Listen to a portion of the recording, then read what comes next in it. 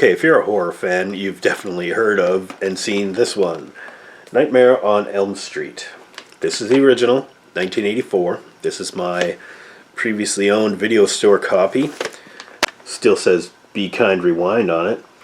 This particular copy had a little bit of trouble playing this in my VCR because I guess lots of people had rented it and viewed it in years previous. So yeah, it's seen a lot of action. Now, Nightmare on Elm Street, of course, we all know what it is, right? It's Freddy Krueger, the guy with the finger knives, attacks people in their dreams, gets revenge on the Elm Street kids and the Elm Street people on Elm Street. That's where the Elm Street comes from. Made in 1984 by Wes Craven. Probably his most iconic work, although he is known for a lot of other things like Last House on the Left, Swamp Thing, lots of stuff going forward as well. People Under the Stairs. There's some good actors in it as well. Heather Langenkamp as the main protagonist, Nancy. Robert Englund as Freddy. Johnny Depp in his very first movie that he ever made. He's pretty good in there too. In the beginning of the movie, we're introduced to Tina. She has terrible nightmares where she's being attacked by this guy with knives on his hands and a big fedora. And she actually shows some physical manifestation of the attack, basically like ripped clothing, when she wakes up in the morning. So she tells her friend Nancy about it. Nancy agrees to have a sleepover party with Tina. Nancy brings along her boyfriend, portrayed by Johnny Depp. Then the party is kind of crashed by this guy named Rod, who wouldn't know it from previous scenes up to this, but is actually Tina's boyfriend. But he's a real dirtbag. He's like really aggressive with her and kind of almost really like assaults her, and invites himself over.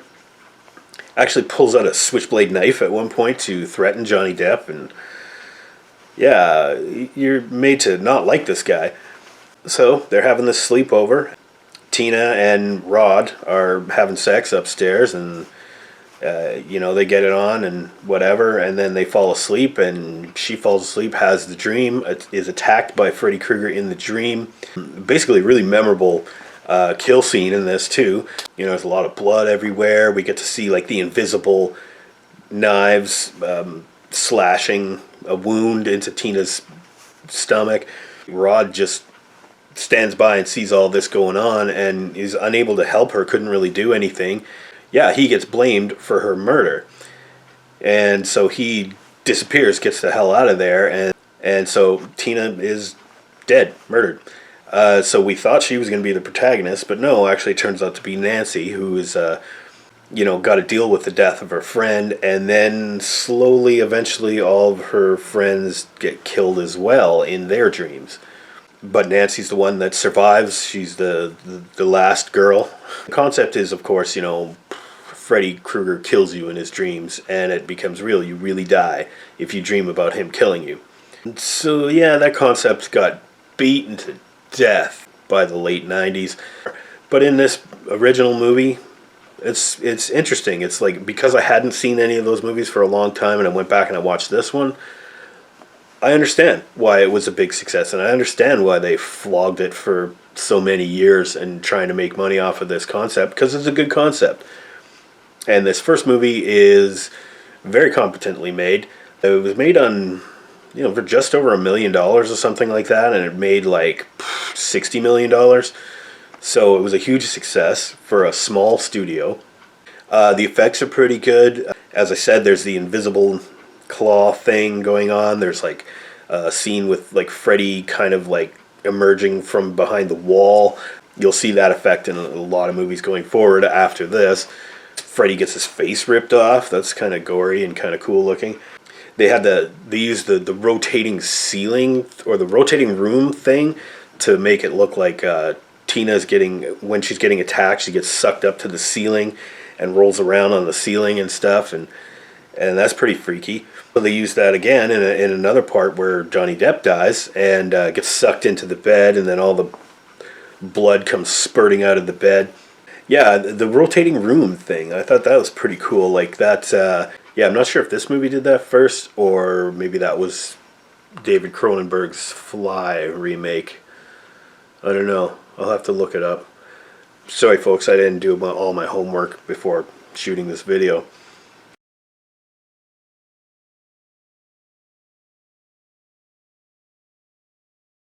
And other effects too. Like there's one like the marshmallow stairs when Nancy's trying to get up the stairs and she keeps stepping exactly in the spots that are gonna like cave in. It looks like marshmallow, like the stairs are melting or whatever.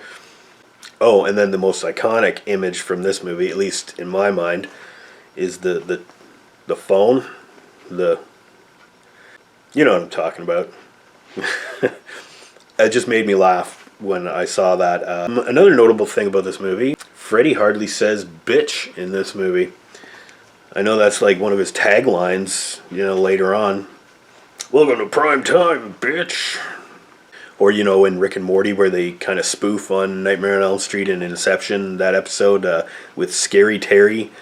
And Morty's like, man, he sure says bitch a lot. Yeah, but in this original movie, I don't even know if he says the word bitch at all. But I'm saying it now. Bitch, bitch, bitch, bitch, bitch, bitch. I did really enjoy how Freddy was a lot more subtle in this movie. Every kill is not like a themed thing that has to do with the character's personality and all different props and kinds of... It's not like that in this movie, and I like that. Because it just got cliche and it got stupid after a while, and they were trying to be more original with all their kills going forward, and it just came out really silly in a lot of cases. Yeah, so overall, I mean, for a letter grade, Nightmare on Elm Street, well, it's kind of a classic, but it's not one of my favorite horror movies, but it was enjoyable. I'll give this one a B+. Because, yeah, it was good. It was enjoyable. The plus is for some of the cool effects and the kind of the concept of it, which I thought was pretty good. I enjoyed my little, nostalgic visit with Freddy Krueger. And I always like that ending, too. Where the kids drive away in the possessed Freddy car and the mom gets sucked in through the window. I mean, I'm not really going to recommend that you see this movie because you've probably already seen it anyway. Or if you haven't seen it by now, nothing I'm going to say is going to make you watch it. You get to see Johnny Depp die in a really horrible way. Oh, bitch. So anyway, sweet dreams, and have a good one out there, everybody.